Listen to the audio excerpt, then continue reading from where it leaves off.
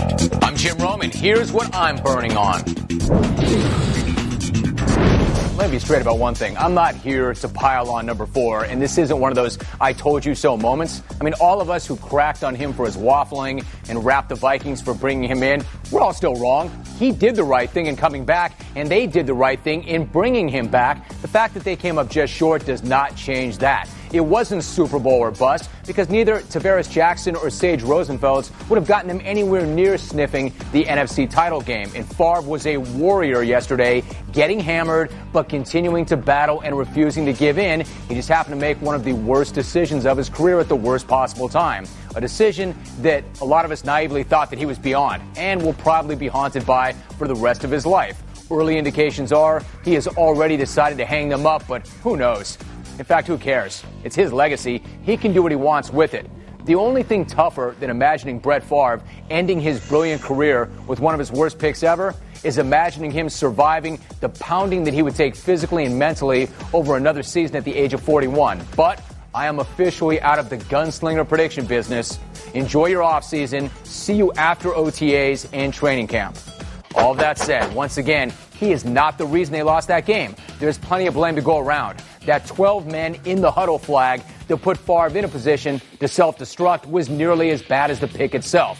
I mean, that was amateur hour. They jacked up a basic personnel set substitution, and they did it coming out of a timeout.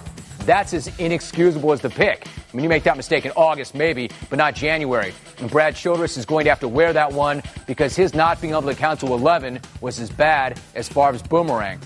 And then there's Adrian Peterson. Has a running back ever gone for over 100 yards with 3 touchdowns and had a worse game? Because right now, the only thing he does all day is put it on the rug. You know, every single time a coach says it comes down to the turnover battle, whoever takes care of the ball is going to win, I want to jump right out of a building. The problem is, it does always come down to who takes care of the football, and AP doesn't. I'm not sure he ever will. You don't think that everyone from Brad Childress to Eric Bieniemy to Brett Favre to Zygi Wilf to Prince haven't told him that ball security is more important than breaking tackles? You think he hasn't been coached up on how to keep the rock high and tight? He has. He knows how not to fumble. He's just not doing it. Fumbling is more psychological than physical. Almost no hit, strip, or ball rip can separate the guy from the ball if the guy is absolutely determined not to fumble. Perfect security beats a perfect strip nearly every single time, and without it, you have one of the most valuable players in the league and your home run threat on the bench late because you're afraid to give him the ball. Plus, considering how many of his teammates started putting it on the ground, you have to wonder if that disease isn't contagious. The Saints deserve credit for flying around and looking for the rip and the strip. They definitely coached that, but if this were the first time we saw it from AP, that would be one thing, but of course it's not, and it might not be the last. Because if anything, it looks like it's getting worse. As great a story as they were, I am not surprised that the Jets went down, but I am surprised that they went down the way they did with that swaggerlicious D unable to get off the field when it had to. I mean, you figure they might lose because the stage got too big for rookie Mark Sanchez, or maybe Braylon Edwards would drop one at the worst possible time, but that didn't happen. Sanchez played lights out. Edwards caught an 80-yard touchdown pass. And if that guy makes a play like that, you can't help but think maybe it is their day. They are going to win.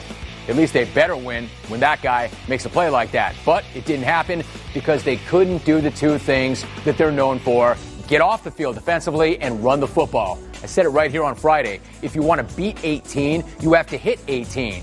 But I meant for 4 quarters, not the first 2 series. Those early sacks were head knockers, fool's gold. Peyton Manning may have looked rattled early on, but it was only a matter of time before he figured out what the Jets were doing. All it took was a few printouts on the sideline and a powwow or two with Tom Moore, and the next thing you know, he's going right down the field before the end of the first half. Never had a 4-point lead on the road. Going into halftime felt shakier. That was the game right there. Oh, and so was Sean Green going out in the third quarter with that rib injury. The Jets' best defense was a ball control offense, especially since the league's baddest unit couldn't keep a Pierre Garçon or Austin Collie in front of him. The only way to keep Manning from killing them was to keep the ball out of his hand, and without Green, they just couldn't do it. Now, selfishly, I would have loved to have had the next 2 weeks to burn on Rex Ryan, because with all due respect to Jim Caldwell, I just don't think that he's going to call his shot for Miami, nor is he going to say, if they get one of ours, we'll take 2 of theirs. We're talking about guys leaving in body bags. In this case, the more confident team did not win, the better one did. Tune in to Jim Roman's Burning weekdays at 4:30 Eastern, 1:30 Pacific.